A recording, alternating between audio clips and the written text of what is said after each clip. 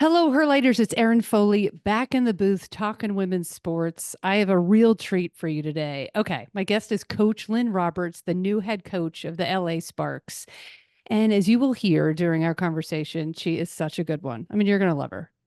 It was absolutely a fantastic hire. The Sparks are going to be contenders soon. Mark my words. Mark it down. Take a second, grab a pencil. All right. So before we get into it, I need to tell you the backstory of how we got connected. It's essentially a story of just like jumping in blindly, saying yes, going wildly outside of your comfort zone. And of course, I know that's where all the magic happens, but it is hard to get there. I remember, like, especially as I'm getting older, right? I think that's pretty common. When I was younger, my God, I said yes to everything. I just threw myself into the world just blindly. That's how I started doing stand up. But as you get older, I don't know, it like gets dark at 4:30 and you're like, do I want to do this? Anyway, I'm going to tell you the story and it's going to motivate you to start flinging yourself back into the world. All right. So I get like an email out of nowhere, well, seemingly out of nowhere, saying I've been invited to this UCLA women's basketball event. Coach Corey Close, I'm a huge fan of hers, invited me and I was like, oh my God, this is so awesome. And I thought, well, it's probably all the Her Light stuff I've been doing, all the clips I've been putting up, kind of born and raised a UConn fan, but UCLA I've adopted out here. Big, huge, huge fan of UCLA women's basketball. This is, by the way, before the season started. I would say this is probably about 2 months ago. So I get invited to this event. I'm like, okay, great, very excited. Then I scroll down into the details of the invite, and it says semi-formal attire. Now, some of you, a lot of you, longtime listeners know me. That's like my worst nightmare. New fans of the show, Erin Foley, worst nightmare. I mean, I love dressing up. I just like, I hate being uncomfortable. And when I get into like dress, skirt, heel attire, I have to have like, I don't know, 5 Sauvignon Blancs for me to even like walk properly. It's a whole mess. So I'm kind of panicking. I have a twin sister. You'll hear about that later. I go over my twin sister Megan's house because she's like, a real lady.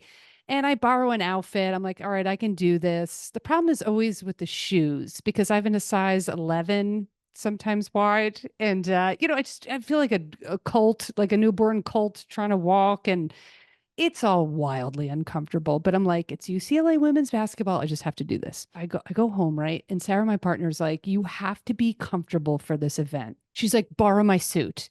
And she's tinier than me. So basically, what I'm telling you, her lighters, is I'm squeezed into this wild fang, which is so gay, suit. Beautiful suit, too small for me. Ill-fitting. What I'm gonna say is an ill-fitting suit. I go to the event, I'm in an ill-fitting suit, and I don't know anybody. I get dropped off outside. It's in this beautiful event space. I can't find the front door, meet this random guy. He's looking for the front door. Anyway, we go in together, make some small talk, super nice dude. And now I'm like, oh my God, here I am. Now the event starts at 6 o'clock because it says like dinner and speeches. So I get there at 6. There's probably like maybe 20, 30 people there. I introduced myself to Coach Close. That was super cool. All the basketball players are there. Everyone's like in heels and dresses. There's a couple suits. Anyway, so it was kind of exciting, except I don't know anyone. And I'm just like kind of standing there and it's like past appetizers and drinks. And I asked the waiter, I was like, when does dinner start? They're like 7 o'clock. It's like 6:05 people. I don't know one person. And I'm just like standing there by myself. And I'm like, okay, now listen, I love small talk. I love meeting new people, but it was a stretch for me. So I wound up seeing the guy that I walked in with, and I just basically inserted myself into his conversation. I was like, hey, cool dude, whatever his name was. I said, listen, I don't know anybody. Can I talk to you guys? And they were like, of course, so nice, so welcoming. So we're chatting for a little bit. And then there was a hoop, and some of the players were by this hoop, and I just started like shooting hoops with them. It was like Kiki Wrights, Lauren Betts. My mind is being blown, but I've tried to remain cool. Anyway, thankfully the hour goes by. I survive it. I go to the table. Again, don't know anyone, trying to make small talk. Thankfully, they wound up sitting me next to ER Fight Master. She has a great podcast, by the way, called Jocular. You should listen to it. So I'm sorry, they were really easy to talk to. They're freaking great. Anyway, we totally hit it off. And I am a drinking and I don't drink a lot anymore, but I was nervous. I didn't know anyone. So I had like 3 or 4 gin and tonics at this point. No, I probably had like two, but I was half in the bag. So then ER's like, okay, listen, a bunch of us are going to have, to this other bar to have a beer. Great. So I go with them and I sit next down to this woman that I sort of know, and we're talking basketball. And it was the day, I'm getting there. This is the day that Kurt Miller, the coach, former coach of the LA Sparks, got let go on this day. And I'm sitting there chatting to all these new people that I'm really gelling with. They're super cool. We're just talking about basketball. It was a dream. So I was like, said out loud, God, I really wonder why Kurt Miller got let go. He's a winning coach. It was only 2 years at the Sparks. There was a ton of injuries. I was just curious. And this woman goes, well, you should talk to the Sparks GM. I was like, yeah, I'll just call the Sparks GM and ask her why Kurt Miller was let go. She was like, no, she's at the end of the table. And so it's Reagan Peebley. She just got hired last year. And I look down, sure enough, I'm like, oh my God, that's the Sparks GM. I get introduced to her and we have this like amazing conversation at like 10:30 at night. I think I spilled my drink earlier. I just was like, okay, now I was like chugging seltzers. She's so fun and easy to talk to, whip smart. She was a former coach. Her daughter's a performer. So we were talking about performing and comedy. It was so great. Anyway, by the way, she did not divulge any secrets about Kurt Miller or anything. She spoke very highly of him. I think it was just like, just striving for kind of the perfect fit, right? So, and that night we stay in touch. A couple weeks ago, Coach, Lynn Roberts was hired, and she goes, Erin, can you do me a solid and have Coach Roberts on your podcast? I was like, yeah, I can do that. I can definitely have the new coach of the LA Sparks on my podcast. So that's how we got here today. All basically from me saying yes and to an event where I knew nobody. And in an ill-fitting suit, mingling for an hour with people I didn't know. Anyway, it all worked out. And my conversation with Coach Roberts was on. I'm not just saying this, was just one of my favorites. So fun. She's funny. She's just affable, and you can tell like everyone describes her as like a player's coach. Like she's so invested in the players, and you can just tell. You can tell from this conversation how she handles herself. By the way, she's been a winner everywhere she's coached, from her start at Seattle Pacific to taking the reins at Chico State when she was 25 years old. And of course, guiding Utah to the Sweet 16 for only the second time in the program's history. I mean, honestly, I can't think of a better hire for the Sparks. You're going to love her. So let's jump right in. All right, let's talk coaching, obviously. So you're standout basketball player in high school. Congratulations. Then you lit it up from the 3-point line at Seattle Pacific. And then you start your coaching career as a student assistant while getting your master's degree. Was this the game plan? Did you always wanted to coach? Like, talk to us about that decision. No, so I come from a family. I have 2 older brothers. They're brilliant. And I know, it's like, oh, my family's brilliant. They really legitimately are. And so I thought, I was probably brilliant too, but I got the looks, I think. I don't know. So I floundered in college. I changed my major 5 times. I was really, really passionate about basketball and social life. And so my college coach, who is still my guy, Gordy Presnelli, now the coach at Boise State, he was great for me. He kind of called me out, and I was a little bit of a squirrel. And anyways, he said, you should think about coaching. And I was like, okay. I didn't really have a whole lot on the postgraduate agenda. And so just graduated, went right into grad school, and I made $1,500 and thought I had the best job in the world. And I have not looked back. It's all I've ever done. I joke that I would starve if I had to have a real job, because I really have very few other skills. I worked at a grocery store. I worked as a waitress in college, but other than that, no other employment but coaching. So that's just kind of how I got in it. The moment I got in it, I loved it. And, it's the next best thing to playing, and I loved playing. So here I sit. Well, I love it. I joke that around all the time. I have absolutely no skills. Like literally, I can like write jokes, and I'm super passionate about talking about women's sports. That's it. Thank God my partner is like She's very handy. Otherwise, we'd be homeless. I'm like, I got nothing. I love that. You dove in and you just kept going. I just kept Um, going. uh, which I love. Okay. What was your master's degree in? Just curious. It was a master's of science in athletic administration. So it was kind of a mix of MBA classes with like performance, human body physiology, that kind of thing. So it's kind of a arbitrary mix of those two things, but super. It was and honestly, Erin, this is the honest to goodness truth. Once I kind of figured out what I was going to do, grad school was the first time in my life that I got straight A's. Because I was like, I mean, maybe like fourth grade, but I don't remember that either. But it's the first time in my life that I got straight A's was when I finally figured out what I want to do. And I do think it helped me coaching college because I could relate to some of these players that are no idea. They love basketball. And so they're trying to figure out, but as women, you got to be empowered. You got to be educated. So I kind of could relate to them in that. Oh, I love that because I was gonna say, yeah, my older sister is a professor. I have a twin sister. We'll talk about twins later in the Ooh. program. Everybody stay tuned for the twin coverage. She's a double master's. My mom has a master's, and I'm like, I'm at the Chuckle Hut this weekend. So I thought I was We can like, relate there. I have a lot of stories like that as well. yeah. But then I was like, wait, did you get your master's? Because your family was like, you're going to make $1.50 coaching women's basketball. You got to, fall something, have something to fall back on. No, it was the only way I could get the job was to also be in school. So I I had to got you. continue with education. But once I got in it, I was like, oh, wow, I actually really like what I'm doing and what I'm learning. So go figure. If you like Oh, the I love it. subject, it makes it better. That is true. Do what you love, and the $1.50 will follow. Thankfully, Absolutely. it has grown in the world of women's sports. Slowly, but surely.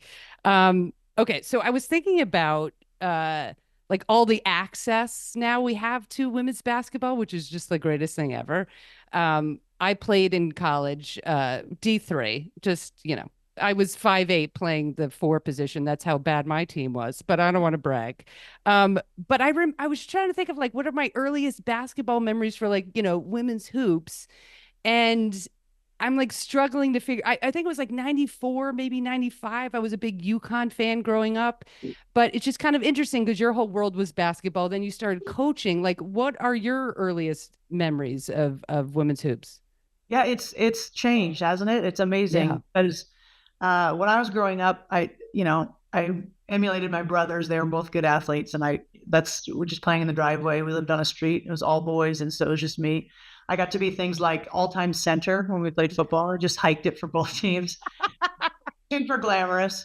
I played right field, and then playing basketball in the driveway and all those things. So I was just always trying to catch up to them.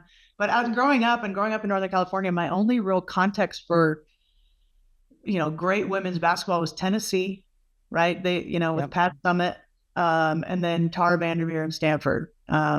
And so that was kind of but it wasn't on TV like it is now. Yeah. There was no professional league. The Final Four was maybe televised, Sunday at 9 a.m., just the championship game. So there wasn't a whole lot of exposure to it, which is why it's so cool. And I know you agree, like the little girls now, like they know so many and they get to watch so many. And that's how things change. So I didn't have a ton, I was obsessed with Michael Jordan, had his posters up all over my room.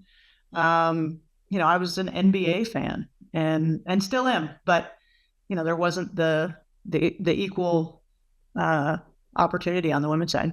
When I see little girls in jerseys, it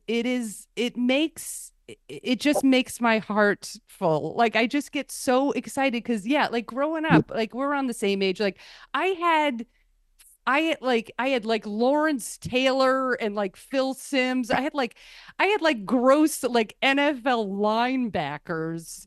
And then my twin had like Barbies. Like it was just so, just so completely different. If I could have had like, well, I did eventually have a Lobo jersey, but like if I could have had these, people to emulate, but it's really interesting for you as a coach and as a player.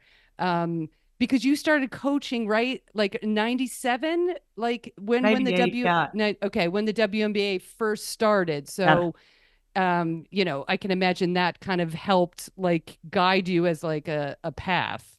It did. But I think too, growing up in the 80s and 90s, where women's sports was, where everybody had it, where it was in society, you just kind of, as a female in that space, you just kind of accepted that, like I'll tell you a story. And this is just a circumstance of the times and no one's fault. But when I was playing at SPU, we played up at Western Washington in Bellingham. So it was a doubleheader. So we drove up on the bus with the men's team, play the games, drive back. And on the drive back, the bus stops at a Pizza Hut. Remember the kind with the red cups? Oh, yeah. Oh, yeah, big time. And the men's team got out and got pizza, and we had sandwiches on the bus that we had brought. But here's the thing. Oh, my God. I know. But at the time, it was just kind of like, yeah, this is how it is. And I as much as can you imagine that happening now? That wouldn't, right? No. And it shouldn't. But at the time, it was that I wasn't in an uproar about it. It was like, yeah, this is kind of the way it is. And so to have lived that as a player and to come to where we are now, it's incredibly cool. Incredibly cool. Who do I call? Do I call the Pizza Hut? Yeah, I think you should. No, I remember like playing basketball in high school where we had to wait until the men's basketball was over and then the men's wrestling. Mm-hmm. And I remember the wrestling because we had to move the wrestling mats out of the way. But first we jumped on the mat and dunked. And then they thought we were going to hurt ourselves. We probably were, but it was like the greatest feeling ever. Yeah, we had in high school like a girls' gym and a boys' gym. I don't know if you had that. And the girls' gym was the janky. Yeah, small, tiny, nasty, moldy, and then the boys' gym was the nice gym. But you didn't really think about it. It was just the way it was. No, in our we had like our main gym, and then they put up like a side gym or whatever, and that's basically where we practiced. So there was no space between the hoop and the wall, so you'd run up for a layup and pray to God like you could stop your body before you hit the wall. Yeah, you'll be fine. It's girls. Fine. Girls will be fine. I have had numerous concussions. It's amazing that I can even remember my name. But yeah, like how far we've come. And now we're talking about now all these separate practice facilities, like Sparks put in a separate practice. It's so exciting. It is. It's a great time to be a part of it. Okay, here's a question. This is my smoothness of podcasting. Here's a question. Wow. Okay. You describe yourself as competitive, overly competitive. Were you a shit talker when you played hoops? I was. Nice. I have found that shit talking can kind of make up for a gap in skill and ability. So while I was a good player, I was a great shooter. I could do some things. I was not a great athlete. Good enough, but but if you do a lot of shit talking, you can kind of close that gap a little better. So I don't like to brag, but I was decent at it. Oh, brag away. This is a podcast for bragging. Now here's a follow-up question. Is there shit talking in coaching? Even subtly? I was thinking if I was a coach, which everybody be thankful I'm not. And I'm if I'm going at my player, let's say my player is, I don't know, Ashley, whatever young people are called. I'm like, hey, Ashley, get up on that guard. She can't dribble with her left hand. A subtle shit talking. Does that happen? Yeah, it does a little bit. Less, I don't like to do that to other players, but there's a little bit of that. There's the game within the game. Yeah. But yeah, there's some of that. You say things knowing that other people besides your players will hear. That's definitely part of coaching. Yeah, I've sat behind some, benches before, and I'm like, ooh, I feel like, I was like, ooh, I think that was that might have been a little bit of a dig. Oh yeah, and all the coaches I know, everything you do is pretty intentional, and when you act out of control, you're not. And there's a lot of grandstanding in that regard. What's your relationship with refs? Do you get in their face, or you what's your game plan with refs? I think so. I've had this is my 23rd year as a head coach. I've had a lot of games, a lot of interactions with referees, and so I have learned what not to do and what to do. I remember when I was at Chico State, I was 25, 26, and I was watching the game back after on film. We played whatever, and you cut to a timeout, and the camera just kind of stays on our huddle, right? Even though the game's not going on. So I'm talking to my team, and I had very classily had this. Okay, I just want to preface. It was like 2002, maybe. So I had some pants on with some pull-up nylons, like knee highs. Oh yeah. With maybe some black polishable loafers. I can't be sure on what the shoes were. Very stylish. Very stylish. I like to brag, but I was feeling myself. Anyway, the pant leg had somehow got caught into my knee high, if you will. And on the camera angle, I see a ref come and just quietly, casually, unassumingly pull my pant leg from the nylon and walk away. And in that moment, I thought, these are people too. These are real people. I know. Now, that pure thought has not kept with me throughout every game, but I do try to remember that. I think with officials, the more you can be relatable, understanding, the better. And I have also learned the better my team is, it seems that the officiating gets better, but the correlation is my team, not necessarily the crew. So I try to keep it pretty professional, but not to say I don't advocate for my team. We'll say advocate. Advocate's a good word. Advocate for my team from time to time. That is the sweetest ref story I think I've ever heard in my life. I know. Just casually lifting a pant out of a help a young hose. Exactly. Out of a kitten heel, a hose in a kitten heel. Just a slight tug at the trouser, and out it came, and she just tiptoed away. I thought it was very kind. Oh my God. I love that. I mean, I've watched 8 million games, but the refs, God, it's brutal.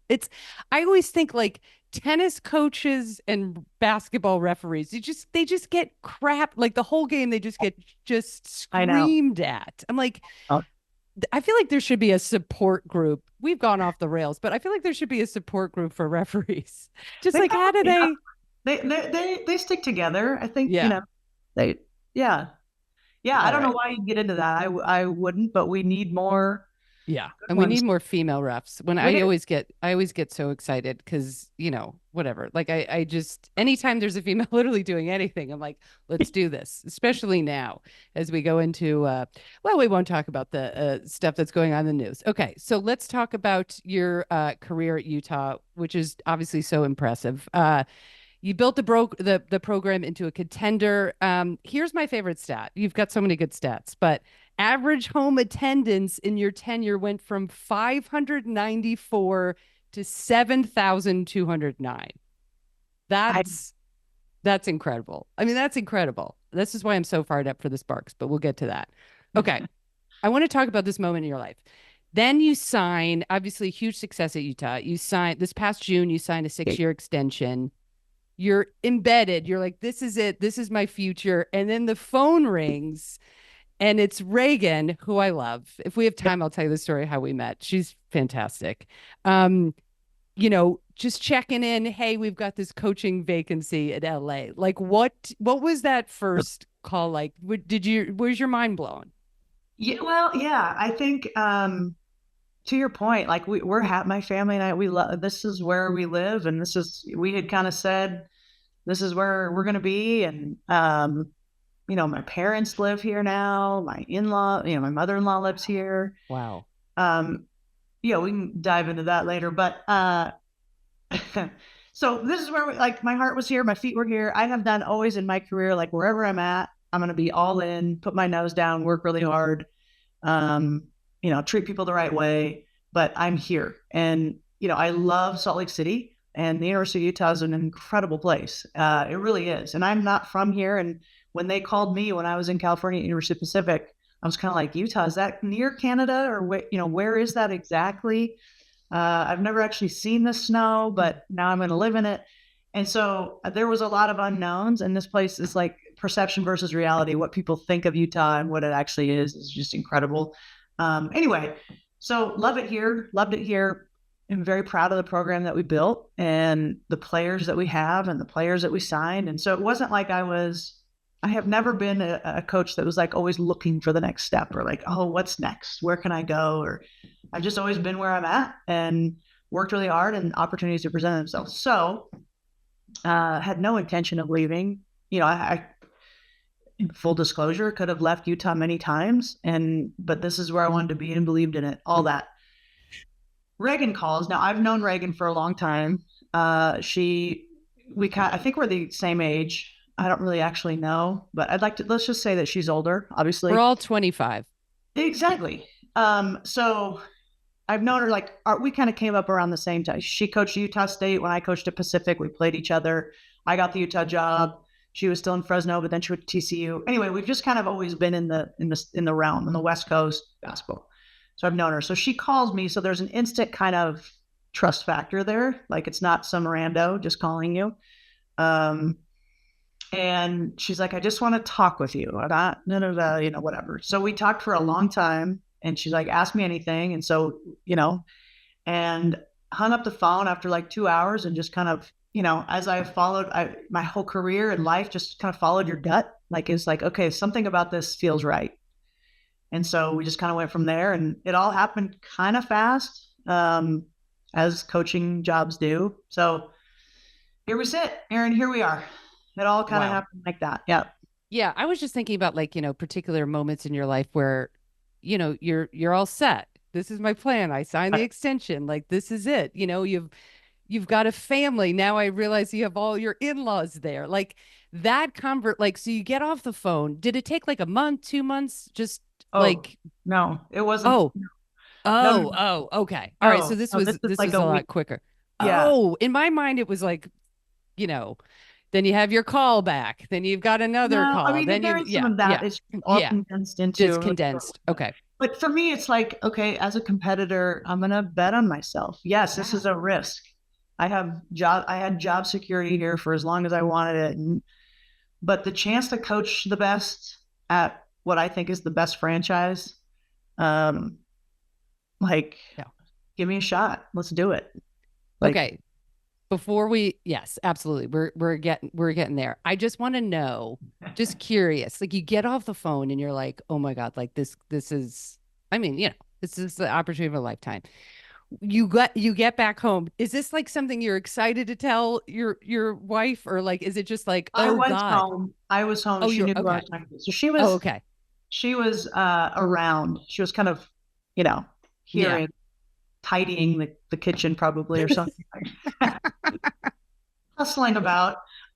So she was around. So I hung up and, just kind of like, okay. So we just talked it through and then, and there's a process, right? Then there's a whole lot of things, but that was the introductory where, the wheels started turning. Yeah.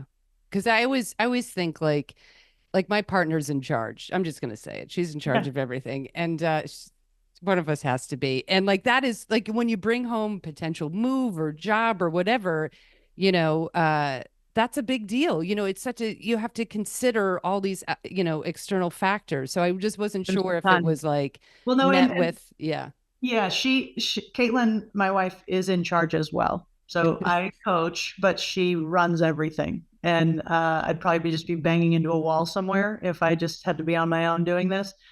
But she's been on, you marry a coach and you kind of accept what that means in all the ways. And sometimes moving is part of it. But the chance for me to do something, to be in the arena, just take the next step. And, I believe in myself. I have humble confidence that we can do this, but I know it's gonna be hard and challenging, but that's the stuff that motivates me. Oh yeah. I'm just so fired up for you. All right. So what are you like most excited about? And like / what keeps you up at night? Well, there's just, we're still in Salt Lake City. So not being down there all the time I don't like that. I like to be all in, as I've mentioned. I don't have a lot of working on getting my staff organized and hiring that. And just, Reagan and I have been doing some traveling and going out and scouting players for draft or trades or whatever. Yeah, I'm just trying to learn as much as I can. I am a self-proclaimed nerd and I love to, despite my academic lack of prowess in my my earlier life. I have figured out what I enjoy, and I love learning about that. So, yeah, it's just kind of it's all exciting, but I also know coaching is hard, and so it's not like I'm naive to this blind excitement. But it's I want to get down there and really sink my teeth into it. What are like obviously the coaching at the highest level, or literally honestly at any level is super stressful. Like how do you deal with the stress? What are the outlets? I am a pretty simple person. I love like just kind of a homebody. I love being with my family. My circle's pretty small. My hobby is cooking, which I know it's kind of weird. Hmm. But I already have 5 follow-up questions. Keep going. I love cooking. Have a nice glass of wine, cook a nice meal, but it doesn't have to be fancy. I enjoy cooking. Yeah, we're kind of just, and then, when you have kids, your life kind of becomes their hobby. So go to a lot of little league baseball, a lot of, little basketball games and soccer games and all of that. That kind of becomes your life. But it's fun, but it's not super glamorous anymore. Not that it ever was, but I can pretend like it was. And now I blame the kids. Oh, absolutely. Okay, wait. Cooking question, then a twin question. Okay. Um, does it, I mean, this is what I've heard. It's relaxing in the kitchen. It's my worst nightmare. But is it relaxing for you? And like what are the go-to meals? Well, it's incredibly relaxing. I don't have go-to meals. I like my favorite kind of thing to do is like look in the pantry, look in the fridge, see what we have, and make something up.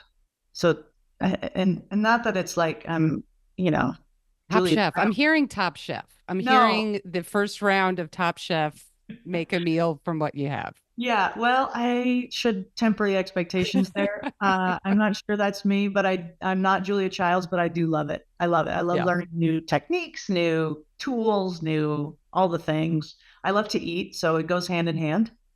Yeah, I don't have a go-to, but I other than eggplant, which I think is Ooh. disgusting, and scallops. Again, I think it's a texture thing. It's the Yeah, mush. I can't. I yeah, can't. yeah. Other than those two things, I'll eat absolutely anything. I mean, within realm. Like, Yeah. Well, you're gonna love, you've probably heard this a million times, but the restaurants in Los Angeles are oh, just, oh my God. I mean, I'm not even like a foodie. I have like a terrible, not like a great stomach, but like I'm not like an adventurous eater. But the, I mean, the the amount of choice, the amount of like cuisine, the international, it is really incredible, except for scallops. Don't right? put them on. I Sarah, my partner, is like obsessed with scallops, and can't eat I them. tried. I Yeah. tried. The problem with going out to restaurants for us right now is we have 8-year-old, they just turned 9 last week. Children that are kind of feral in those environments. And Mm, it's not fun to spend money when they're just, you know, that's yeah. why we eat at home so much. It's just simpler. But Yeah. maybe we could find a good babysitting circle there. We can I go was out. just gonna say nanny. You know, the Yeah. the word in Los Angeles for parents is nanny. Yeah. Well, we had one Everybody, here. It's a yeah, it's a it's a gift from above. it is a gift from above. You gotta get them in front of a nanny, and you'll be able to like, eat the best food. Are your twins fraternal or identical? Fraternal. Yeah, me too. I think Yeah. I love being a twin. It's like the greatest gift. She lives 10 blocks away from me in Los The Angeles. twin move right there. We all lived in Manhattan for a really long time, and then I moved out here, and then she was like kind of getting out of a relationship with her boyfriend, and I'd been out here like maybe 3 or 4 years, and I just got on a plane. She's like, "We're breaking up." I got on a plane, packed her up, and moved her right into my apartment. See? I was like, "This has to The twin happen." vibe. The twin Yeah. vibe is strong. And our boys are very different. I mean, they're personality wise very different. Same interests and hobbies right now, but uh man, it's a strong vibe. It is a connection that you cannot permeate Yeah, at I all. love it. It's It's so it cool. it really is so cool. Do you get like really weird, dumb twin questions? I've had this my entire life. Yeah. Yeah. It's Yeah. unbelievable. I'm like, when I sometimes mean, people ask me a question, I'm like, do you hear yourself? Like, have you I practiced this? through. I don't think they think it through. Yeah, we do get some really, and the boys do too, where it's like they kind of, Yeah. and they're 8, kind of like, seriously? Yeah. Are you allowed to vote? Oh, well, I say that actually just with most people. Okay, don't kill me. I've spent so much time obsessing over Bachelor Bachelorette You franchise. did? I'm I'm not a reality TV person at all. I got Me hooked either. onto that so much so that my friend Arden and I started a podcast in my living room in like 2015 called Will You Accept This Rose? Because we were so obsessed. See?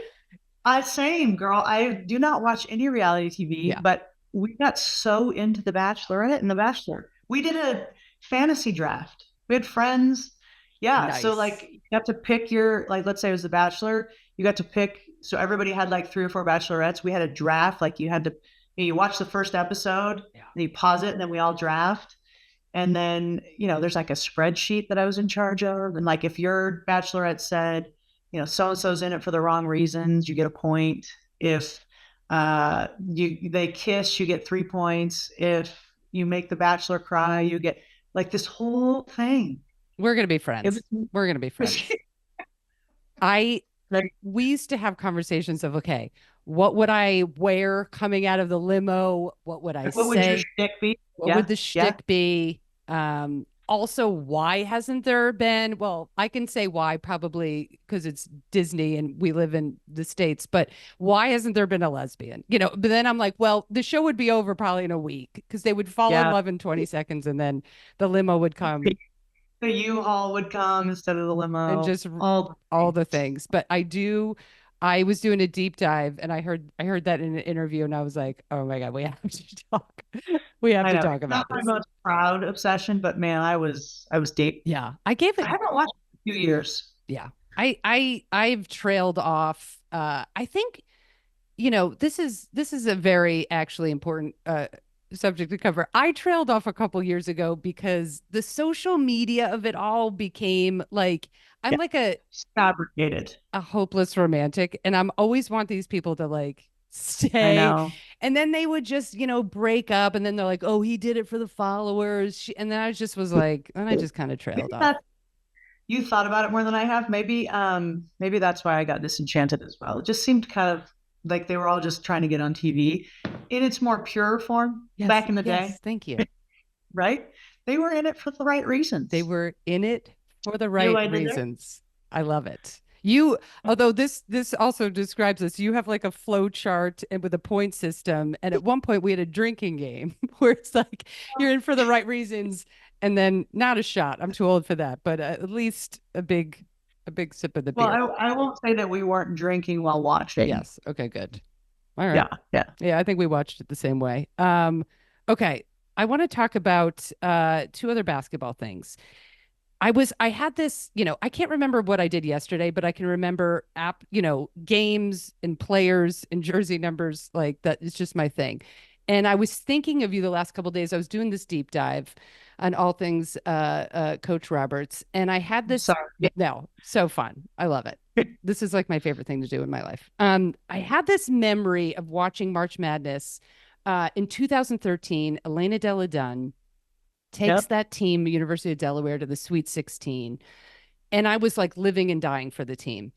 Not a fan of University of Delaware. I fell in love Yeah. with her and how she elevated everyone on her team. And then, you get to a point where she needed just, they're all so talented, but she just needed a little bit more talented, players Yeah. around Yeah. her. But at the same point in time, I was so excited for her to go into the WNBA because I'm like, she's going to be surrounded by like, the best of the best and the coaches. And that's how I kind of feel about you right now. Like you just like crushed it on the collegiate level. And now it's like you have this moment of like now elevating, you're going to be coaching the best of the best, your staff, best of the best. And is your mind kind of buzzing with like, plays and schemes that you couldn't Yeah. do on the collegiate level that could potentially work on the pro level? Yes. Well, that's very kind of you for that analogy there. I'll take that. Yes, 100%. And I have like mostly on my computer and stuff, but I'll see something, the algorithm and all my stuff has figured out that I like basketball, and sport. And so there's always like these plays that pop up. And so I'll bookmark and save. And I think the thing that's exciting as a basketball nerd is you get a player in the WNBA, there's only 144 of them. Like, it is so competitive. They are so good.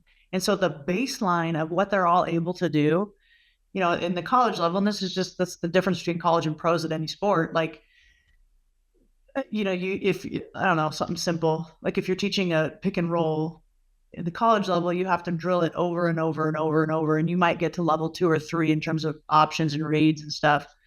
At the pro level, you don't have to teach them anything like that. They're going to know already level 2 and 3. So now you can get to level 4 and 5 and 6. And to me, it's like, yay. That's exciting. So I'm excited about that for sure. And I've got, a ton of things. And so so go back to your other question. What keeps you up at night is kind of like reining all that in. Like, Lynn, bring it in. Let's make this a little more streamlined here. Because right now it's like all over the map, but it's exciting for sure. Are you like a computer person? Like, is it all on like laptops or everything out by hand? Like, how does your mind work? So I have to write things down for them to really go into memory. So I have it all saved and, weird things computer wise, and then I'll write it all out.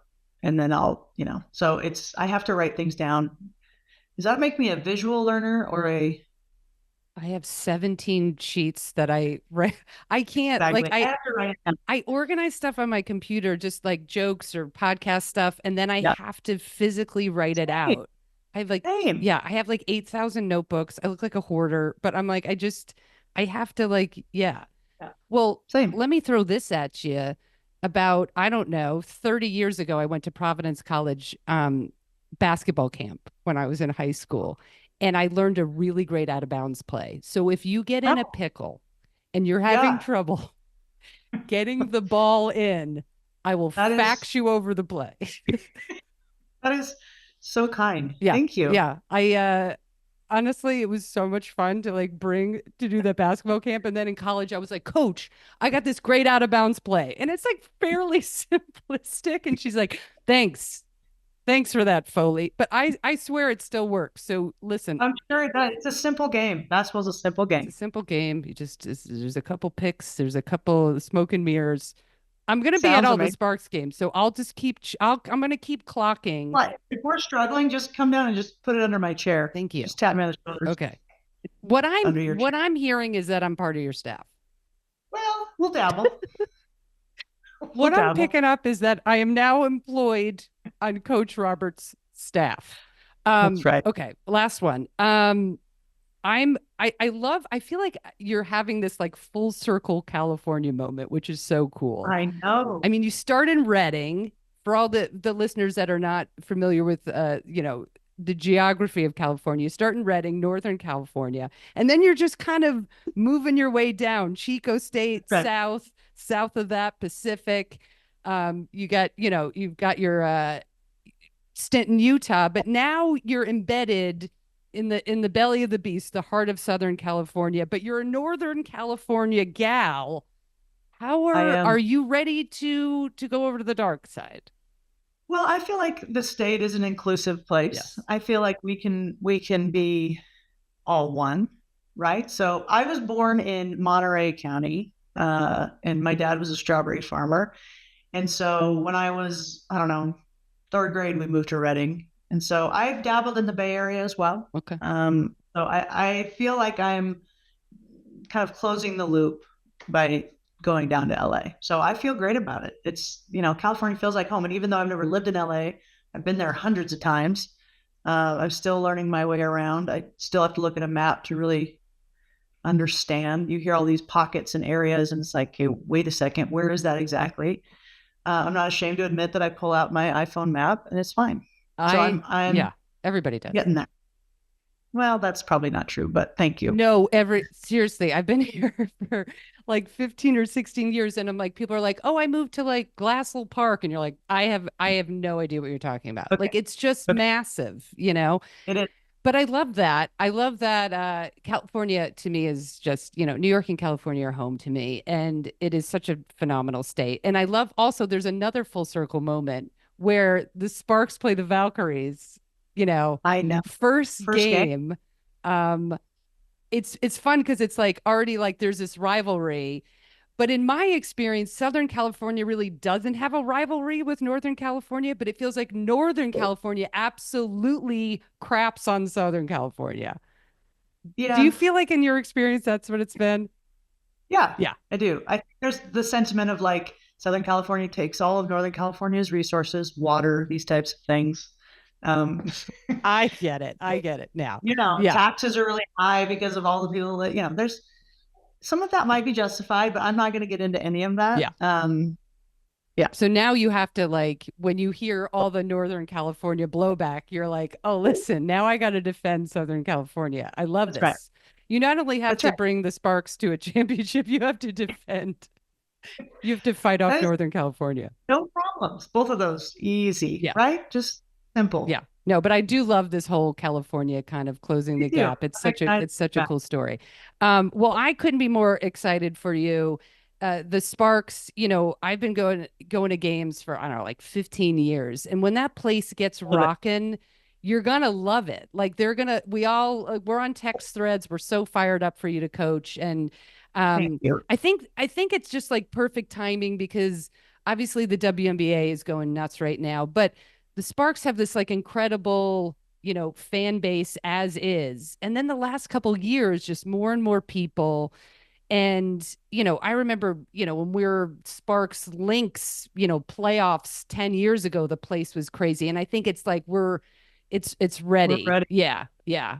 I'm excited about that. That's, one of the things we didn't have a great season last year, but I think we were third or fourth in attendance. And on the road, we were high third. I think so like the brand carries, right? And so when we get back to championship basketball, I think we can get that place absolutely rocking. And that's what we did here at Utah. And I know it's different. LA's tough, but we'll get it going. You'll get it going. 594 people to 7,209 in Utah. It'll be the same. We're all behind you. We're all just so excited. Thank And you. yeah, just congrats and thanks so much for jumping on here. I appreciate it. Thank you. Thanks for having me. And we'll hang out and talk food and scallops and bachelorette. Yeah, and I'll give you that out of bounds play when I see you in person. Even better. Coach Lynn Roberts, everybody. I mean, come on, goddamn delight. What a fun conversation. I love that we bonded over The Bachelor and how much we hate scallops. God, that made my day. I'm so excited to see what she can do with this team. I mean, obviously, I'm ride or die New York Liberty, but the Sparks have been my number 2 team for so long. I mean, I've been living out here in LA for like 18 years, so I've gone to, hundreds of games. It'll just be so fun to see the Staples Center rocking again. And yes, I know it's called Crypto Arena or whatever BS that is, but I'm going to call it Staples Center for the rest of my life. Okay, people, it's time for the feel good moment of the week, video game edition. EA Sports announced that all 6 PWHL teams will be added to the NHL 25 during their holiday update as part of their new multi-year partnership. This is huge. The PWHL teams will be featured in Play Now, Online Versus, Shootout, and Season modes. I have no idea what I just said. I don't play video games, but it sounds really exciting. Stated in a news release, EA Sports continues to drive inclusivity and authenticity through its games, and in partnership with the WHL, we will amplify the excitement of the women's game for all fans. I mean, I love it. And let me tell you this, the reaction from some of the players on the Toronto Scepters was so feel good. They were like jumping up and down. It was so sweet saying that like they grew up playing this video game, right? The NHL video game, but now it's like truly full circle because they can finally play as themselves. I mean, think about that. That's kind of mind blowing. Goalie Carly Jackson had the ultimate Kleenex moment when she said, NHL adding us to the game is lit and awesome and a dream come true. I dreamt about this since I was a kid, and I will be obsessed with the NHL 25 forever. I mean, come on. So freaking heartwarming. Everyone, go out and buy it and celebrate this amazing and long overdue representation of professional women hockey players, or as I like to call them, hockey players. And that is our show, everyone. Before I leave you, one bit of housekeeping. My Her Lights YouTube page is now going to be folded into my personal YouTube page, which is Erin Foley Comic, youtube.com/@Erin Foley Comic. I will link it in the show notes. 2 YouTube pages. That is a tongue twister. Too many. So now it's one-stop shopping. Big shout out to Jess, the producer of the show, and my manager for helping me. This took her like a week, and I couldn't do it without her.